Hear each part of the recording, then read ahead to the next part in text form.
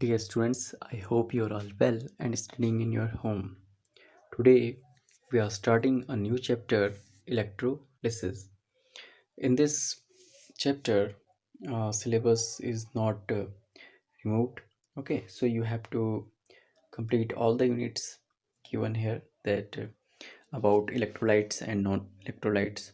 Okay, their definition and examples, substances containing molecules only, ions only, both molecules and ions. Okay, so these things you have to minimum 5 minutes you have to cover it.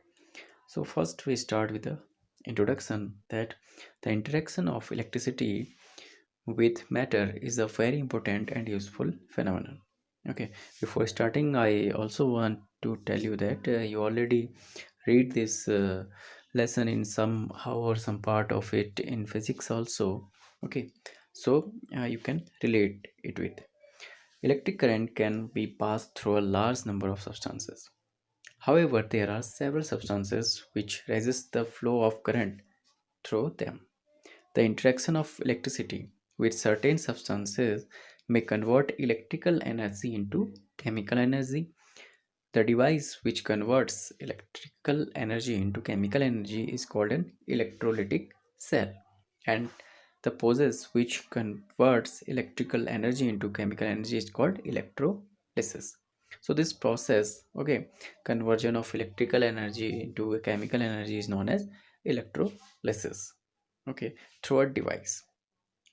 Electrolysis is a very useful process and finds a variety of applications in day-to-day life, metallurgical processes and industry. In the forthcoming discussion, we shall study some important aspects of electrolysis and its important application. So, electrical conductors and insulators. From electrical point of view, substances can be divided into following two categories. First is electrical conductors, second is insulators. Okay, as name suggests, the substances which allow the passage of electric current through them are called electrical conductors or simply conductors. All metals and fused ionic compounds or their aqueous solutions are the substances of this type. Gases also conduct electric current at low pressure or when exposed to certain radiation. Okay, but now, at very low pressures, gases act as conductors and when exposed to some radiation. And insulator, the substances which do not allow the passage of electric current through them are called insulators. As you already know, rubber, glass, plastic, dry wood, etc. are the substances of this type. Certain substances like urea, sugar, glucose, etc. dissolve in water, but their aqueous solution do not conduct electric current. Okay, so substances are all also insulators. As we know that the substances which will be dissolved in water can pass electricity, but substances like urea, sugar, glucose, and some others uh, does not pass this electrical current through them. Okay, so these are also insulators. There are two types of electrical conductors. First is electronic conductors or metallic conductors. Second, electrolytic conductors or solution conductors. Okay. Passage of current by movement of electrons in the metallic lattice, as electronic name suggests. Okay. So these examples are copper, silver, etc. Passage of current by ions in molten state or in aqueous solution of electrolytes is called electrolytic conductors. These are NaCl or NaCl in fused form. Okay, aqueous form or fused form. Passage of current brings in only physical changes. Passage of current brings in physical as well as chemical changes. It generally shows no transfer of matter. It involves transfer of matter in form of ions. It generally shows an increase in resistance during the passage of current due to increase in temperature, thermal motion of metal ions, which result in hindrance in the flow of electrons, increases with increase in temperature. It generally shows a decrease in resistance due to decrease in viscosity of the medium and degree of hydration of ions with increase in temperature. The conductive power of metal is usually high, and the conductive power of electrolytic conductors is relatively low. So these are mainly, when you see that these are the main metals which conduct the electricity, that's why these their conductive power also high. So some important notes also given here, that metallic conductors depend upon the nature and structure of metal. Second, the number of valence electrons per atom, density of metal, and temperature. Okay.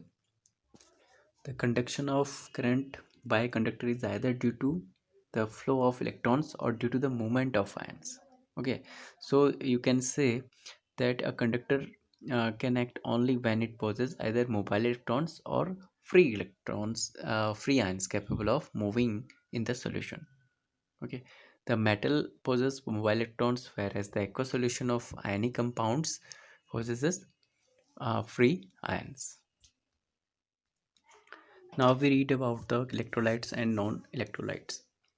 Electrolytes, the substances which conduct electricity either in the fused state or in aqueous solution state, are called electrolytes.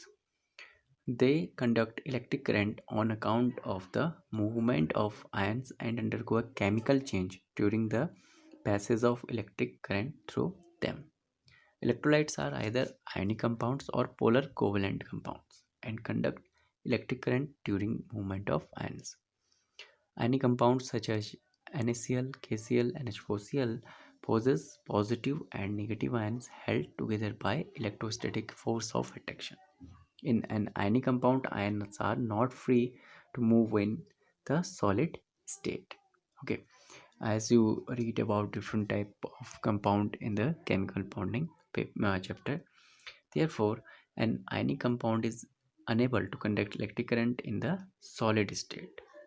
When an ionic compound is fused or dissolved in water, it dissociates into ions which are now free to move and are able to conduct current.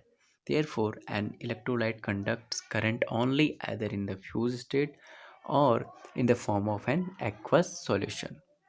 The polar covalent compounds like hydrogen chloride ionize in solution and conduct electric current.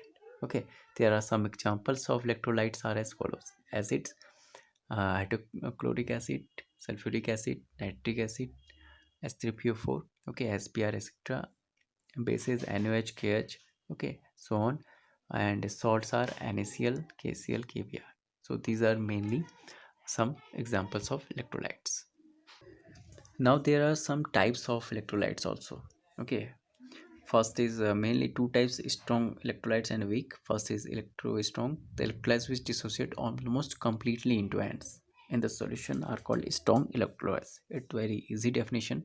It means if KCl completely dissociates into water or dissolved in water, it is called strong electrolytes. Okay, some examples of strong electrolytes are these given here.